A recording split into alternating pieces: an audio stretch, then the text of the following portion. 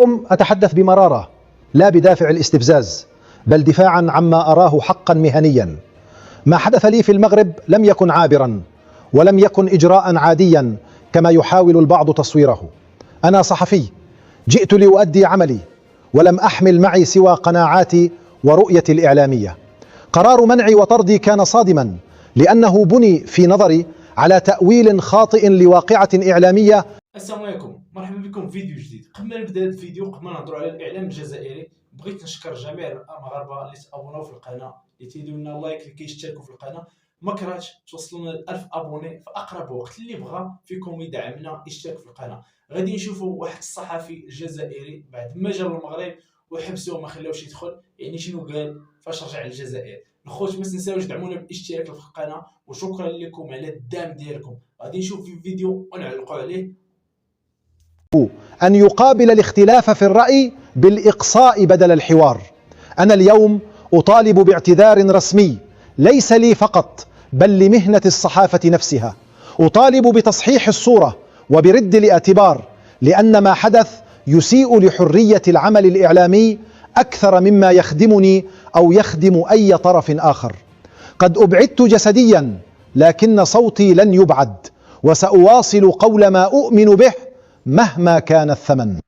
بغيت نفهم غير هذا الصحفي هذا الجزائري، يعني هذا الاعلام الجزائري الكراغيني اللي انا ما فهمتوش، لانه كان تيسب المغرب هذه مده. هو تيسب المغرب، هو تيسب الانجازات ديال المغرب، هو تيسب هادشي اللي واصل المغرب في كاس افريقيا، يعني احسن نسخه في كاس افريقيا. قبل ما تبدا ما خلا ما قال، يعني بزاف ديال الاعلام، يعني بزاف ديال الهضور قالوا هذا الاعلام هذا، هذا الصلع هذا. ودابا سيدي بغى قال لك يدخل المغرب عادي، يعني بحال ما عمرو قال حتى شي حاجه، بحال الامور عاديه انه يدخل المغرب. ما فهمتش. ولكن انا الصراحه افتخر ثم افتخر ثم افتخر، لانه المغرب ما خلاوش يدخل البلد ديالنا، جا وجراو عليه وردوه فين كان. يعني الا بغيتي تدخل المغرب خصك تكون بنادم اللي كيهضر زوين، ما تهضرش زوين، غير ما تهضرش، ما تعيبش المغرب، هضر كاعلاميين. ولكن هذا السيد هذا ديما كيهضر خايب على الزوين. وكنشكر السلطات المحليه اللي ما خلاوش يدخل، لان السيد غير يدخل ردوه بحالته قالوا له رجع فين كنتي. وباغي نشكر جميع المغاربه لانهم وقفوا معايا على القناه ديالي الجديده، لانهم الجزائريين حذفوا لي القناه ووقفوا معايا المغاربه. شكرا لكم على الدعم. غادي نكملوا الفيديو، وكنتمنى منكم تشاركوا في القناه. نديو دراهم ما نكدا ما نكدا ونزيدوا نربحوا العداوه مع الناس هذوما فوريا سي ترو يا اخي، سي ترو بزاف. علاش حنا نربحوا العداوه؟ احنا روحوا اخطيو الفوتبول.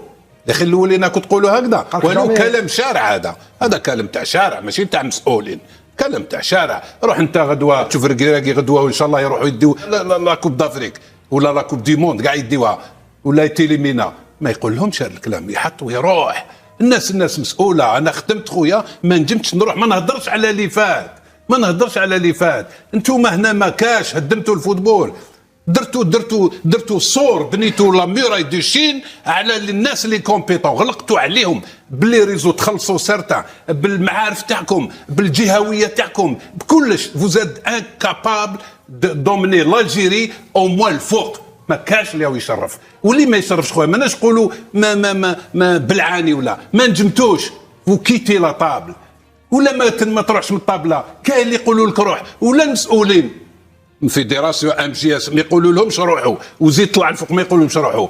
يا اخي وعلاش حنا نربحوا العداوه؟ احنا اخي لا خويا، كاين اللي عنده قلبه حار، وكاين اللي عنده قلب تاع الدجاجه. ماشي كيف خويا، ماشي كيف. يفو كيل اون رياكسيون، ماشي لي زونترينور. حنايا الناس كاع تروح، الناس تحب ديميسيون، الناس ما كاش. بالنسبه لي هذا هو احسن صحفي في الاعلام الجزائري. هذا بن شيخ هذا هو اللي كيهضر، هو اللي عرف الكره، لانه السيد ماشي انه غير اعلامي في الجزائر، كان انه استقبلته القنوات الكاس، يعني استقبلوه بزاف ديال القنوات. يعني السيد عارف شنو تيقول، وعارف ان كره القدم يعني ماشي ان العداوه باش كتطلع او لا. يعني المغرب شاف بان المغرب خدمه، كيخدم خدمه ديالو نقيه، يعني انجازات كبار. وباش نقول لكم بان المغرب حاليا ما غينظم حتى حاجه افريقيا، واخا يقولوا لي نعطيو كاس افريقيا ما غاديش ينظم حتى شي حاجه كاس افريقيا. المغرب حاليا كيفكر بزاف ديال الحوايج، يعني كيفكر في كاس العالم للانديه في المغرب، يعني بزاف ديال الحوايج اللي بغا المغرب ينظم في الفيفا يعني. اما افريقيا ما بقيناش غنظموا حتى شي حاجه في افريقيا، لانه افريقيا حنا والله الا شتي المغرب ما كاينش عليكم في قرار افريقيا. يا ريت كنت تقبل الدوسي اللي كنا دافعين، يعني ما عقلتش لنا عام كانوا دافعين المغرب انه رجعوا الاتحاد الاوروبي. اما الافريقيا ما شفنا منها حتى شي حاجه. تخيل بانه الدول الافريقيه كاملين انه ضد ديال الدوله واحده اللي انها المغرب، لان المغرب دايره اليوم واحد الحاجه اللي هما ما قدروش يوصلوها. المغرب حاليا هو احسن فريق عربي افريقي في التنظيم في كل شيء، واحسن كاس افريقيا. يعني كاس افريقيا في المغرب باش تكون في اخبار بزاف ديال الناس بانها قدرات انها تحطم جميع الارقام القياسيه اللي دازوا في كاس افريقيا اللي فاتوا. وان شاء الله جاي الاحسن، وان شاء الله غادي نوصلوا للمحسن. شحال من مغاربه تيقول لي بانني انا جلايجي وكنهضر على المغرب. شوف اخويا، انا كنفتخر بالمغرب لانني مغربي وكنحب الوطن ديالي. داكشي باش كندير هاد الفيديوهات على الاعلام الجزائري، واي واحد هضر على بالخايب على المغرب غادي نهضر عليه، لانهم هما اصلا ما تيحملوش المغرب وما تيحملوش هادشي اللي واصل ليه المغرب. علاش انا نبغي واحد وما تيبغيش بلادي؟ كون كانوا بحالنا حنا ما كنجبدوش الجزائر، حنا كنهضروا عليهم على حساب الهضره ديالهم هما، لان من الاعلام الجزائري ما كيحملوش المغرب، ما كيحملوش هادشي واصل ليه المغرب. هادشي علاش انا كنجاوبهم، انا غير كنجاوبهم، ماشي انا كنهضر على المغرب، انا كنجاوب الاعلام الجزائري لانهم ما كيحملوش المغرب. وكنتمنى من جميع المغاربه الاحرار اللي كيبغيو الوطن ديالهم ما عليهمش غير يدعمونا بالاشتراك في القناه. وشكرا لاي واحد قدر انه يشترك في القناه، لانه انا كانت عندي القناه كبيره يعني الحمد لله، كانوا بزاف ديال الناس اللي زوينين، كنا كندير لايف كنهضر مع الناس اللي زوينين. ولكن فاش تخسرت المغرب وقع داك المشكل ما بين الشعب الجزائري والشعب المغربي، وشافوا بانني انا كنت كنهضر على الاعلام الجزائري. ناضوا الجزائريين حطوا القناه ديالي في الجروبات، حطوها ليا من الصباح لقيت القناه ديالي مشات، لانه كانوا كيسنيوها بزاف يعني في اي فيديو سناوها ليا، يعني لقيت القناه ديالي مشات. هادشي باش عاودت هاد القناه هذا. كنتمنى من جميع المغاربه يتابوناو، لايك الفيديو اللي بغى يعاوننا، وشكرا لكم على الدعم. وما تنساوش ديما مغرب في التعليق، كتبوا لي ديما مغرب. السلام عليكم.